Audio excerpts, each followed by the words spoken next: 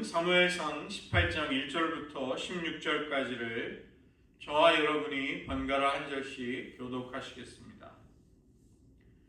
다윗이 사울에게 말하기를 마침에 요나단의 마음이 다윗의 마음과 하나가 되어 요나단이 그를 자기 생명같이 사랑하니라. 그날에 사울은 다윗을 머무르게 하고 그의 아버지 집으로 다시 돌아가기를 허락하지 아니하였고 요나단은 다윗을 자기 생명같이 사랑하여 더불어 언약을 맺었으며 요나단이 자기가 입었던 겉옷을 벗어 다윗에게 주었고 자기의 군복과 칼과 활과 띠도 그리하였더라. 다윗은 사울이 보내는 곳마다 가서 지혜롭게 행하며 사울이 그를 군대의 장으로 삼았더니 온 백성이 합당히 여겼고 사울의 신하들도 합당히 여겼더라. 무리가 돌아올 때에 곧 다윗이 블레셋 사람을 죽이고 돌아올 때에 여인들이 이스라엘 모든 소목에서 나와서 노래하며 춤추며 소고와 경세를 가지고 왕 사울을 환영하였는데 여인들이 뛰놀며 노래하여 이르되 사울이 죽인 자는 천천히요 다윗은 만만히로다 한지라. 사울이 그 말에 불쾌하여 심히 여호와여 이르되 다윗에게는 만만을 돌리고 내게는 천천만 돌리니 그가 더 얻을 것이 나라 말고 무엇이냐 하고 그날부로 사울이 다윗을 주목하였더라. 그 이튿날 하나님께서 부리시는 악령이 사울에게 힘있게 내림에 그가 집안에서 정신없이 떠들어대므로 다윗이 평일과 같이 손으로 수금을 타는데 그때 사울의 손에 창이 있는지라. 그가 스스로 이르기를 내가 다윗을 벽에 박으리라 하고 사울이 그 창을 던졌으나 다윗이 그의 앞에서 2번 피하였더라. 여호와께서 사울을 떠나 다윗과 함께 계심으로 사울이 그를 두려워한지라. 그러므로 사울이 그를 자기 곁에서 떠나게 하고 그를 천부장으로 삼음에 그가 백성 앞에 출입하며 다윗이 그의 모든 일을 지혜롭게 행하니라. 여호와께서 그와 함께 계시니라. 사울은 다윗이 크게 지혜롭게 행함을 보고 그를 두려워하였으나 온 이스라엘과 유다는 다윗을 사랑하였으니 그가 자기들 앞에 출입하기 때문이었더라. 아멘. 기도하시겠습니다. 하나님, 저희들 인생의 길 여정을 모든 사람이 동일하게 걸어가는 것처럼 보이지만 하나님의 영에 이끌려 가는 사람과 하나님의 영이 떠나버린 인생의 길이 현저하게 다름을 깨달으면서 저희들 오늘 걸어가야 할 인생의 여정을 주님과 함께 갈 수 있게 도와주시옵소서. 예수님의 이름으로 기도드립니다. 아멘.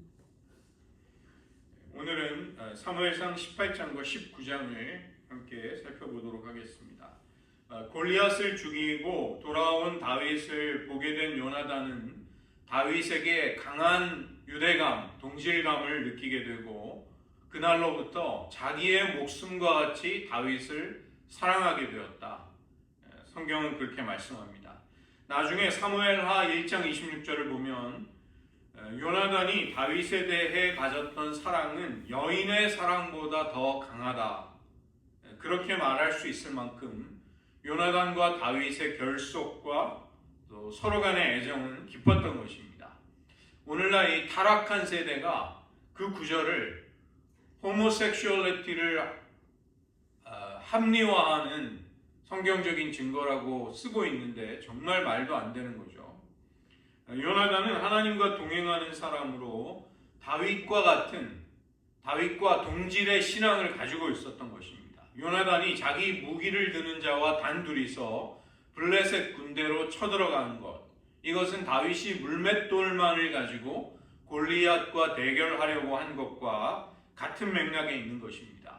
두 사람 모두가 다 하나님께 대한 철저한 신뢰 그리고 여호와의 전쟁을 수행한다는 의식이 있었던 것이죠. 그 때문에 요나단은 다윗에게 깊은 동질감과 유대감을 또 우정과 사랑을 느끼게 되는 것입니다. 이들의 결속과 우정은 죽기까지, 요나단이 먼저 죽음을 맞이하기까지 평생에 계속되었습니다. 그날 이후로 사울은 다윗을 자기의 고향 집으로 돌려보내지 않고 함께 머무르게 했던 것이죠. 3절을 보면 요나단이 다윗을 생명처럼 사랑한다. 이것은 둘 사이에 맺은 언약이 서로의 관계가 사랑을 기반으로 한 것입니다. 이 언약의 성격이 무엇일까? 사무엘하 1장 26절을 보면 이 요나단의 죽음 앞에서 다윗이 요나단을 나의 형제라고 부르면서 애통해합니다. 그래서 이들이 맺었던 이 언약은 의형제를 맺는 언약이 아니었을까 우리가 충분히 추정해 볼 수 있는 것이죠. 요나단 때문에 다윗은 정치적으로도 사울의 궁정에서 든든한 후원자를 얻게 되었습니다. 요나단은 자기의 겉옷, 군복, 칼과 활과 띠를 다윗에 대한 사랑의 애정의 표현으로 그에게 주게 됩니다.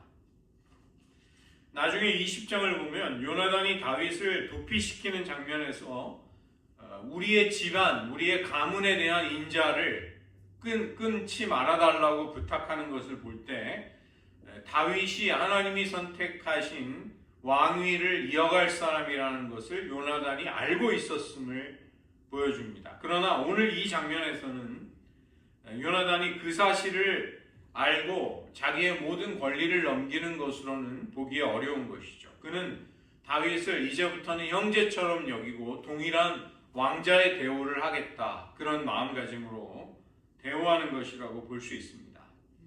5절은 다윗이 사울의 군대 장관이 되어서 어떤 일을 하는지를 요약하고 있는 것이죠. 그는 보냄을 받는 곳마다 심사숙고하면서 최선을 다하고 모든 일을 지혜롭게 처리했고 좋은 평가를 받게 됩니다. 마치 사무엘상 2장 26절에 사무엘이 사람들의 보기에도 하나님 보시기에도 좋게 여김을 받았다, 마찬가지의 모습으로 그는 성장하게 되는 것입니다.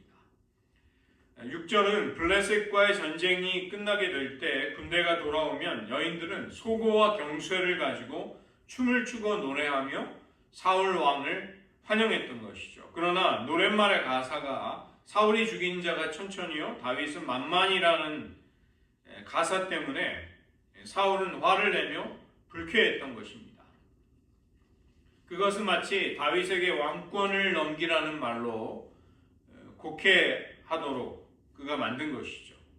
내가 더 칭송을 받아야 하는데, 내가 왕인데 어떻게 사람들은 다윗을 칭송하는가? 그것이 그는 기분 나빴던 것입니다. 그때부터 다윗을 주목하면서 내 왕권, 내 권력을 위협할 수 있는 사람이라고 간주했다는 것입니다. 하나님의 영이 떠나가신 사람, 그는 권력의 자리에 있게 되면 그 권력이 하나님이 주신 것이라는 사실을 잊어버리게 됩니다. 그러다 보면 그 권력을 늘 잃어버리지 않기 위해 경계하면서 자신의 경쟁자를 제거하려는 사람이 되는 것이죠. 사울이 다윗을 제거하고 싶은 그의 마음을 억제하지 못하고 발현해버리는 순간이 옵니다. 다음날 하나님이 부리시는 악신이 사울에게 강하게 임하게 되는 것입니다. 하나님의 영이 이전에 다윗을 또 사울을 사로잡은 것처럼 이번에는 악신이 강하게 그를 사로잡게 됩니다. 사울은 집안에서 정신없이 횡설수설하는데 이것은 하나님의 영에 사로잡혀 예언을 하던 모습과는 대조가 되는 것이죠. 영에 사로잡혀 흥분 상태에 들어간다, 어떤 것을 말한다는 것은 동일하지만 본질적인 내용은 완전한 차이가 있는 것입니다. 신령한 것과 악한 것은 상당 부분, 많은 경우 유사한 모습을 보이게 됩니다. 미국의 제2차 대각성 운동 때 그 모든 과정을 목격한 조나단 에드워즈가 Religious Affection이라는 유명한 고전을 남겼습니다. 거기에도 보면 그 부흥이 일어나는 장소에 악령이 굉장히 비슷한 모습으로 악한 역사를 가장하고 들어오는 것을, 그 생생한 사례들을 조나단 에드워즈가 역사적인 기록으로 남겼던 것입니다. 모양은 비슷하지만 완전히 다른 결과를 가져오는 것이죠. 자신을 위해 지금 눈앞에서 수금을 타고 있던 다윗을 죽이고 싶은 마음 때문에 그는 창을 2번이나 던지게 됩니다. 마음에 있던 미움과 악한 생각을 더 이상 억누르지 않고 거리낌이 없이 행동으로 옮길 수 있게 된 것입니다. 살인이 죄라는 생각이 없이 자신의 왕권을 위협하는 다윗을 제거할 수 있는 좋은 기회라고 그것만을 생각했던 것이죠. 12절과 15절을 보시면 사울이 다윗을 두려워한 이유를 반복적으로 말하고 있습니다. 여호와께서 자신을 떠나 다윗과 함께하는 것을 볼 때 자신을 대신할 후계자 사무엘이 언급했던 사람이 다윗이라는 것을 그는 직감적으로 깨닫게 되는 것이죠. 자신도 하나님의 영과 함께했던 경험이 있었기 때문에 그것이 무엇인지를 알았다는 것입니다. 그러나 사울은 하나님의 뜻과 생각에 그분의 계획에 순종하려는 대신에 다윗을 죽이려고 하는 것입니다. 다윗을 천부장으로 삼아서 자신을 대신해 전쟁하도록 여기저기로 보내는 것이죠. 그 전쟁의 적군의 손에 다윗이 죽기를 원했던 것입니다. 그러나 사울의 의도와는 다르게 다윗은 모든 일들을 신중하고 지혜롭게 처리함으로써 명성이 점점 높아져 갑니다. 하나님 앞에 인간의 어떤 계략, 권모술수가 소용이 없게 된 것입니다. 하나님은 다윗의 이름을 백성들에게 알릴 기회로 사울의 계략을 사용하셨던 것이죠. 15절과 16절은 사울과 백성들이 다윗의 형통함에 대해서 서로 다르게 반응하는 것을 볼 수 있습니다. 사울은 두려워하지만 백성들은 다윗을 사랑하게 되었다는 것이죠.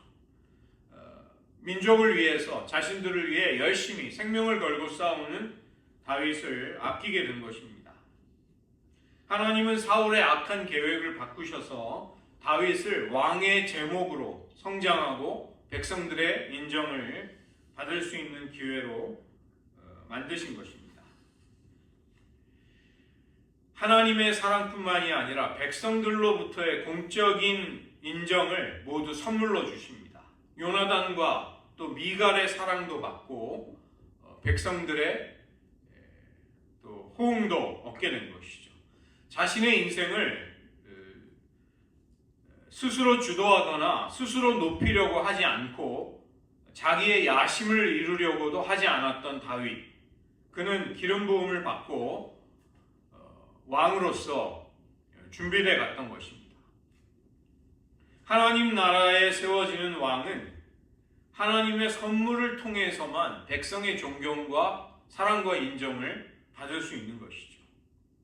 아버지와는 달리 요나단은 다윗을 자기의 생명처럼 여기면서 언약을 맺습니다. 그리고 모든 겉옷, 군복과 칼과 활과 띠까지 모두 주는 것, 이것은 마치 왕좌를 친구에게 주는 듯한 인상을 줄 수 있는 파격적인 사랑이었던 것이죠. 다윗은 가는 곳마다 누구를 대하든 사랑을 받고 합당하게 행하고 지혜롭게 처신합니다. 사울조차도 그런 다윗과 하나님이 함께 하시는 것을 명백히 느끼면서 두려워하기까지 했던 것입니다. 권력을 추구하는 길에는 탐욕과 시기와 견제가 따르지만 주님과 동행하게 될 때 애매한 고난, 억울한 고난이 있을지라도 진실한 사랑과 존경이 그 길에 있게 되는 것입니다.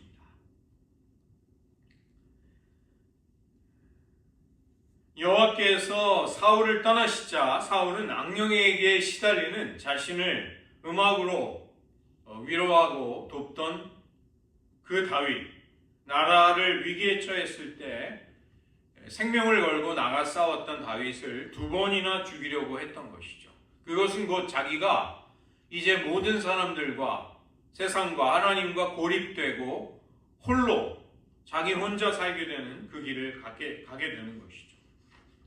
궁중에서 쫓겨나 천부장의 보직을 받지만 하나님은 그 기회조차 백성들의 사랑을, 인정을 받을 수 있는 기회로 삼으셨던 것입니다. 다윗에게 있어서는 모든 관계의 출발이 하나님으로부터 시작이 되었기 때문에 그는 형통할 수 있었던 것이죠. 그런 다윗을 사울은 또 다른 계략과 간계를 쓰려고 합니다. 즉 왕의 사위를 삼겠다는 올무를 통해 전쟁터로 보내 죽게 하려는 것이었습니다.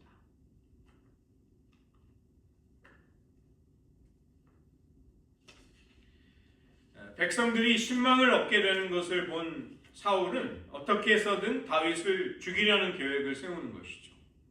큰딸 메랍을 아내로 주겠다고 말하면서 여호와의 전쟁을 싸워달라, 나를 위해 용기를 내달라, 이런 부탁을 합니다. 자신을 대신해서 싸우는 전쟁이 여호와의 전쟁이다, 이렇게 표현하는 것이죠. 이스라엘의 전쟁은 기본적으로 여호와의 전쟁이라는 것은 맞습니다. 하나님이 이스라엘의 왕이시기 때문에. 그러나 지금 사울이 이 표현을 쓰는 것은 다윗을 얽어매기 위한 표현이었던 것이죠. 여호와의 전쟁이라고 표현을 하면 신실한 다윗의 입장에서는 어떤 요구라도 거절하기가 어렵게 되는 것입니다. 사울의 속내는 다윗을 전쟁터로 보내 자기의 손이 아닌 블레셋 사람들의 손에 죽게 하려는 것이었습니다. 그 때문에 딸과 여호와의 이름까지도 그는 이용하려고 하는 것이죠. 하나님이 떠나가신 인간, 하나님을 떠나 등진 인간, 그는 하나님이 싫어하시는 불법과 거짓, 무정함을 수단으로 삼아 자신의 이익을 추구하게 됩니다. 그러나 다윗은 나와 우리의 가문은 그럴 자격이 되지 않는다고 거절을 했던 것이죠. 19절을 보면 무올라 사람 아드리엘에게 이 메랍을 아내로 주기로 내정이 돼 있다는 것을 볼 수 있습니다. 즉 메랍을 이용함으로써 다윗을 죽이려는 명분이었던 것이죠. 가족조차도 자신의 목적을 이루기 위한 수단으로밖에는 보이지 않았던 것입니다. 이처럼 사울은 하나님을 떠난 이후로 더 비인간적이 되고 악해져만 갑니다. 20절에 사울의 둘째 딸 미갈이 다윗을 사랑하게 되었습니다. 그러자 사울은 다윗을 죽이려고 혈안이 된 상황에 그것을 좋은 빌미로, 좋은 기회로 여겼던 것입니다. 21절에 사울의 속마음이 그 말씀 속에 나오고 있습니다. 다윗을 죽이기 위해 그가 얼마나 골몰했는가. 미갈이 다윗을 사랑한다는 소식을 듣자마자 다윗을 잡기 위한 덫으로 이용을 하는 것이죠. 다시 한번 사위가 되라는 권유를 하는데 이번에는 다윗이 쉽게 거절하지 못하도록 신하들에게 은밀한 명령을 내려서 왕도 그리고 왕의 신하들도 모두가 다 너를 사랑하니 왕의 사위가 되는 것이 좋겠다 설득을 하는 것입니다. 지난번 메랍 때처럼 다윗이 겸손함으로 거절할 수도 있기 때문에 그것을 막기 위해서 너에게 사위가 될 수 있는 자격이 충분히 있다. 모든 사람들의 좋은 칭찬과 평가가 있음을 넌지시 알려준 것입니다. 그러나 이번에도 다윗은 거절하는데 왕의 사위가 되는 것은 가볍게 취급될 수 있는 일이 아니다. 나와 같이 비천하고 가난한 사람은 어울리지 않는다고 정중히 거절합니다.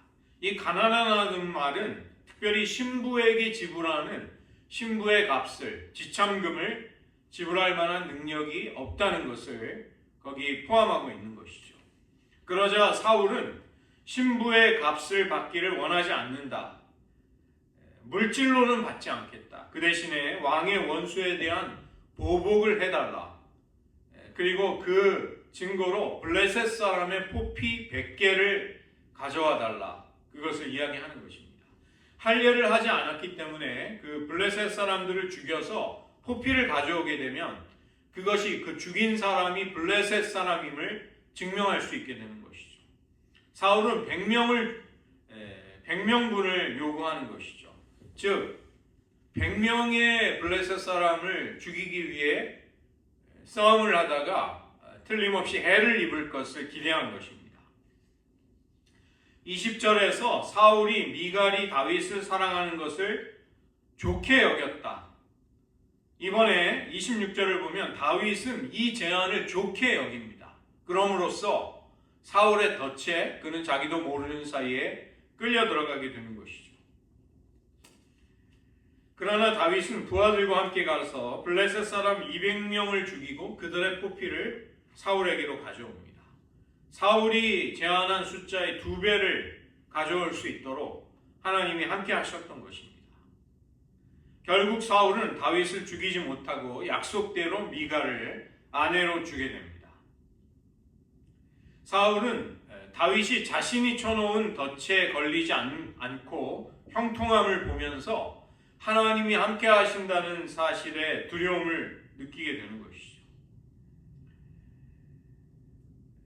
두려움과 고립된 마음 속에서 그는 점점 더 다윗을 미워하게 됩니다. 그리고 남은 평생 다윗을 원수로 여기게 되는 것이죠. 그러나 다윗의 명성은 날로 높아가고 백성들은 다윗을 사랑하게 됩니다. 그의 이름이 심히 귀하게 되었다. 하나님이 그의 명성을 높이셨다는 것입니다. 하나님이 택하신 사람이 방해를 받고 비난과 용기를 꺾일 만한 일들, 간교한 악한 일들을 마주할지라도 하나님은 그런 이들의 길을 여시고 하나님의 계획대로 그 발걸음을 인도해 가시는 것이죠. 우리가 사울의 길과 다윗의 길, 어떤 인생의 길을 걸어가고 있는가 우리는 늘 점검할 필요가 있습니다.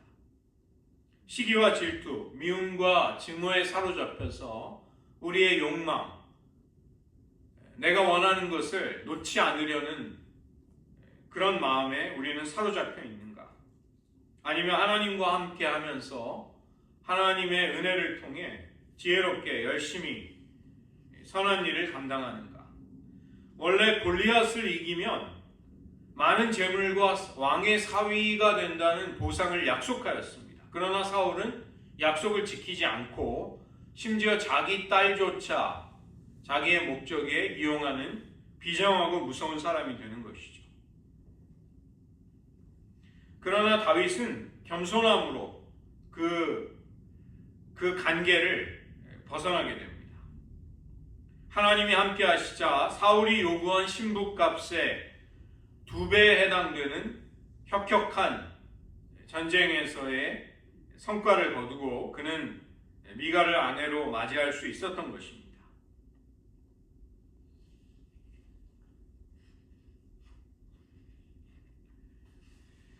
탐욕이 앞선 사울은 가족도 보이지 않고 나라도 보이지 않는 시야에 들어오지 않는 사람이 되는 것이죠.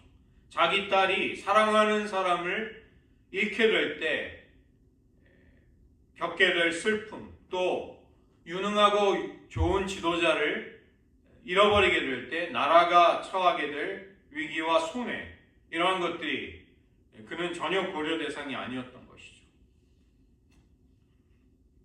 날이 갈수록 사랑을 받는 다윗과 대조적으로 사울은 두려움과 살이에 가득 차서 병적인 의심, 그리고 그것이 결국 자기 자신을 파괴하는 길을 가게 됩니다.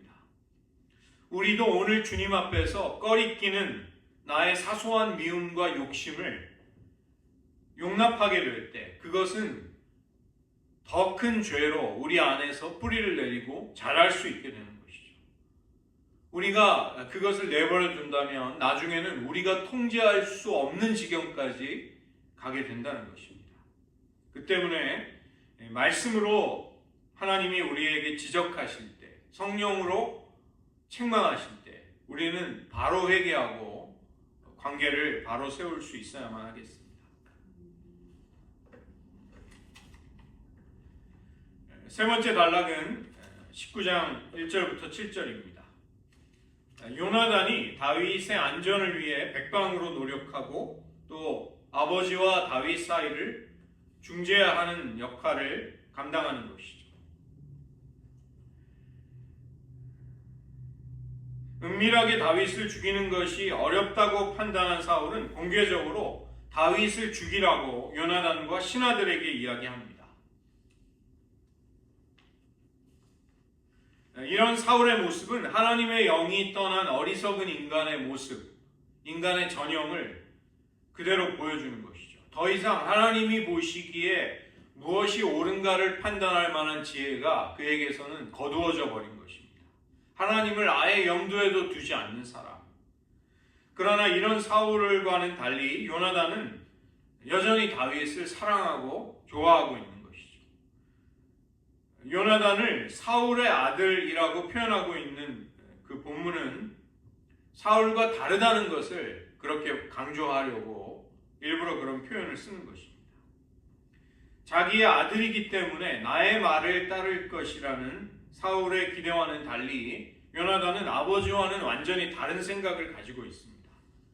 아버지가 다윗을 죽이려고 찾고 있으니 잘 숨어 있으라고 다윗에게 간절하게 부탁을 합니다. 그리고 내가 어떻게 움직일지를 설명을 해주는 것이죠. 요나단은 아버지 편에 있는 것처럼 상황을 지켜보다가 일이 어떻게 돌아가는지를 너에게 알려주겠다고 말하고 있는 것입니다. 갈등의 상황 속에서 그는 아버지 사울 편에 서지 않고 다윗의 편에 서서 다윗을 돕겠노라고 결단하는 것입니다. 요나단은 아버지에게 찾아가 다윗을 왕의 종이라고 부르면서 그는 죽여야 할 원수가 아니라 사실은 충성스러운 종임을 상기시켜 줍니다. 그리고 그가 많은 선한 일을 했음을 이야기해 주는 것이죠. 구체적으로 19장 5절 생명을 아끼지 않고 블레셋 사람을 죽인 일, 나라를 위해 헌신했던 것을 그는 떠올리게 한 것입니다. 다윗은 생명을 아끼지 않고 싸웠으며 여호와께서는 나라를 구원하셨습니다. 그런데 그런 다윗의 무죄한 피를 흘리는 것은 살인일 뿐입니다. 여기에서 요나단의 입장은 아주 미묘한 자기 자신도 이에 당사자에 속해 있는 사람이죠. 사울의 아들로 정상적인 상황이라면 사울이 죽게 될 때 왕위를 이어받을 사람이 바로 자신입니다. 그렇기 때문에 다윗을 좋지 않게 경쟁자로 어쩌면 아버지 사울처럼 죽여야 할 사람으로 볼 수도 있는 입장이었다는 것입니다. 그러나 요나단은 그런 인간적인 길을 선택하지 않습니다. 인간적인 권력, 욕망의 눈이 아니라 하나님의 관점에서 옳고 그름을 보고자 했고 그런 시각으로 그는 다윗을 바라보는 것이죠. 무죄한 다윗, 그런 다윗을 죽이는 것은 하나님께 여호와 앞에 죄를 범하는 것임을 사울 왕 아버지에게 강조하고 있는 것입니다. 요나단은 누가 왕이 되느냐가 관심사가 아니었던 것이죠. 하나님 앞에 죄를 범하지 않고 신실하게 사는 것이 그에게는 중요했다는 것입니다. 그가 다윗을 사랑할 수 있었던 것은 하나님과 동행하면서 하나님의 마음을 알고 느끼는 사람이었던 것이죠. 비록 자신이 올라가야 할 왕좌에 장차 다윗이 올라가겠지만 그러나 그렇다 할지라도 그는 다윗을 사랑할 수 있었고 그를 위해 그의 유익을 위해 얼마든지 일할 수 있었던 것입니다. 이스라엘의 왕을 선택하는 분이 아버지가 아니라 여호와 하나님이심을 그는 잘 알고 있었던 것이죠. 공개적으로 다윗을 죽이라고 했던 사울의 계획은 요나단의 간곡한 만류로 인해 실행이 되지 못합니다. 그리고 아버지를 설득하는 것에 성공한 요나단은 다윗에게 이 사실을 알리고 예전과 같이 궁정에서 사울의 신하로 궁중의 악사로 섬길 수 있도록 다윗을 데리고 오게 되는 것이죠. 그러나 18장 29절을 보면 사울은 다윗을 평생의 원수로 여겼다. 그 말씀이 나옵니다. 그래서 여기에서의 화해는 임시적인 화해일 뿐이라는 것을 알 수 있는 것이죠. 그 평화가 오래 가지 못했다는 것입니다. 하나님의 영이 떠나버리고 자기의 욕망대로 살려는 사울. 그 반면에 자신에게 손해가 올지라도 불이익이 올지라도 하나님의 말씀대로 살려는 요나단의 신실한 모습. 이것이 대조되고 있는 것입니다. 사울은 질투와 미움과 살의를 가지고 죽이라는 명령을 공공연하게 내릴 정도로 자기 통제력을 완전히 잃어버립니다. 그러나 요나단은 후계자 자리를 놓고 경쟁하는 입장임에도 불구하고 자기의 생명처럼 다윗을 사랑했던 그 마음을 잃지 않는 것입니다. 사울은 하나님이 주신 권력으로 공동체를 섬기기보다는 정치적인 대적들을 제거하는 데 그 권력을 남용했던 것이죠. 우리에게 가장 어려운 문제는 사실은 나 자신이 나의 가장 큰 경쟁자와 대적이 된다는 것입니다. 우리는 자칫하면 사명보다는 나의 욕심, 나에게 주어지는 권력, 나의 자리, 그것을 남용함으로써 내가 펼칠 수 있는 영향력에 관심을 두는 사람이 될 수 있는 것입니다. 요나단은 다윗을 도망갈 수 있게 돕고 살기가 가득한 아버지 앞에 나아가서 다윗을 죽이는 것은 하나님께 범죄하는 길임을 직언하고 있는 것이죠. 다윗을 지지하는 것은 왕 앞에서 위험한 발언이었습니다. 비록 아버지라 할지라도 자기에게 얼마든지 위험이 올 수 있는 상황이었던 것입니다. 그러나 진정한 사랑과 우정은 손익을 따지지 않고 상대를 위해 희생하는 것입니다. 들어야 할 말이라면 아프더라도 말할 수 있고 하나님 앞에 언약을 신실하게 어떤 상황에도 지키려고 하는 것이죠. 사울은 잠시 그의 분노를 요나단에게 설득당해 멈추게 됩니다. 우리들은 평화를 가져오는 자로, 피스메이커로 부름을 받습니다. 오늘 하루의 삶 가운데 우리가 사심 없이, 두려움이 없이 하나님을 따르고자 하는 노력과 또 기도 가운데 회복시켜야 할 관계, 어떤 것이 있을까요? 우리는 어쩌면 사울 같은 사람을 상대해야 할지도 모릅니다. 그러나 우리는 신앙인으로서 어떤 선택과 행동을 해야 할지를 가늠하고 또 신앙 양심에 따라 행동할 수 있어야 하겠습니다. 마지막으로 그런 다윗을 죽이려는 사울의 시도가 멈추지 않는 것이죠. 블레셋 사람들은 다윗 앞에서 도망치고 그는 전쟁을 승리하게 됩니다. 그리고 다시 여인들은 다윗을 칭송하는 승전가를 불러주고 사울은 불쾌했던 것이죠. 그는 자신의 집에 있고 손에 단창을 들고 있었습니다. 그리고 다윗은 손에 수금을 들고 음악을 연주하고 있는 상황이었던 것이죠. 그때 사울에게 여호와의 악령이 임하게 됩니다. 다윗을 벽에 박기 위해 창을 던지는데 이것은 악령이 사울에게 임한 이후의 일입니다. 제정신이 아닌 상태에서 다윗을 죽이고자 하는 것이죠. 그러나 오늘 말씀을 보면 다윗을 죽이려는 사울의 행동을 단지 악령 탓으로만 돌리지는 않습니다. 사울은 이미 자신의 심신의 안정을 위해서 무방비 상태로 수금을 타고 있는 다윗을 보면서 손에 창을 들고 있었던 것이죠. 적어도 가까운 거리에 단창을 두고 있었던 것입니다. 그의 마음속으로는 어떻게 다윗을 죽일까를 고민했던 것이죠. 그러던 차에 악령이 임하자 그는 정신줄을 놓고 창을 던지는 것입니다. 음악이 들릴 정도의 가까운 거리에서 이스라엘의 용사였던 사울 왕이 그것도 2번이나 던지는 단창을 피하는 것, 이것은 사실은 하나님의 개입하심이었던 것이죠. 사울은 도망한 다윗을 잡기 위해 전령들을 다윗의 집으로 보냅니다. 실제로는 다윗을 죽일, 암살할 병사들을 보낸 것입니다. 밤새도록 지키고 있다가 집 밖으로 아침에 나오는 순간 죽이라는 명령을 내렸던 것이죠. 그러나 이것을 알게 된 미갈은 자기 남편을 창문으로 도망치도록 돕게 됩니다. 다윗이 도망갈 시간을 벌어주기 위해서 우상, 집안에 있던 드라빔을 침상에 사람처럼 누이고 염소털로 사람의 머리카락처럼 꾸미고 옷을 입혀서 다윗이 마치 자고 있는 것처럼 침상을 꾸미는 것이죠. 사람들이 확인해 보니까 이것이 꾸며진 것임을 알게 됩니다. 사울은 화를 내면서 어떻게 나의 원수를 도망치게 할 수 있는가?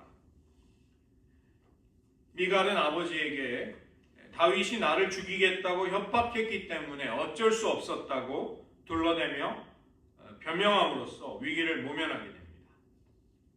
사울에게서 도망친 다윗은 라마에 있는 사무엘에게로 갈 수밖에 없었습니다. 그가 유일하게 의지할 수 있는 사람이었던 것이죠. 사무엘은 다윗을 데리고 라마 근처에 거주지로 데리고 가 거기 숨어 있을 수 있게 도와주었습니다. 그러나 백방으로 사람을 풀어서 다윗의 행적을 쫓던 사울 왕의 귀에 그가 라마 나요스에 있다는 소식이 들리게 됩니다. 전령들을 3번이나 보내지만 하나님은 그들에게 여호와의 영이 임하게 하심으로써 그들은 자신을 스스로 조절할 수 있는 모든 능력을 잃어버리고 황홀경, 광란의 상태에 빠지게 됩니다. 그 때문에 사울의 명령을 수행하지 못하게 되는 것이죠. 하나님은 생각하지 못한 방법으로 다윗을 이처럼 보호해 주신 것입니다. 이런 일이 3번이나 반복되지만 이번에는 사울이 직접 그 장소를 찾아갑니다. 왕이 되기 전에 하나님의 영에 사로잡혀 황홀경에 있는 채로 예언을 했던 경험, 그는 그것이 있었기 때문에 지금 벌어지고 있는 일들이 하나님이 다윗을 보호하신다는 사실을 잘 알 수 있었습니다. 그러나 자신이 직접 다윗을 잡아 죽이고자 찾아 나선 것입니다. 이전에 다윗이 사무엘을 만나기 위해 라마로 왔을 때 3명의 젊은 여자들이 사무엘이 어디 있는지를 그 당시 왕이 되기 전에 사울에게 알려주었습니다. 그는 다시 라마에 온 것입니다. 동일한 장소에서 비슷한 행동을 하는 것처럼 보이지만 그는 완전히 달라진 그 이전과는 다른 사람이 되어서 거기에 온 것이죠. 사울에게도 여호와의 영이 임하시고 그는 거기서부터 황홀경에 빠져 벌거벗고 또 이성을 상실해버리게 됩니다. 마치 10장에서 하나님의 영을 받고 새로운 마음으로 예언을 하던 사울의 모습, 우리는 그것을 떠올리지만 지금 이 자리에서는 실성한 사람처럼 그는 추한 모습으로 하나님의 영에 사로잡혀 있는 것이죠. 벌거벗고 누워서 하루를 보내는 동안 다윗은 도망칠 시간을 벌게 됩니다. 이전에 바로 직전에 다윗을 죽이지 않겠다는 맹세를 그는 헌신짝처럼 벌인 것입니다.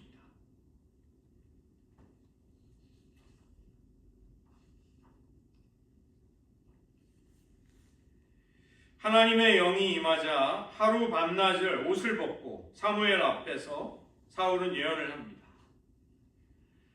그는 자기 몸도 가누지 못한 채 부끄러운 모습으로 누워 있었던 것입니다.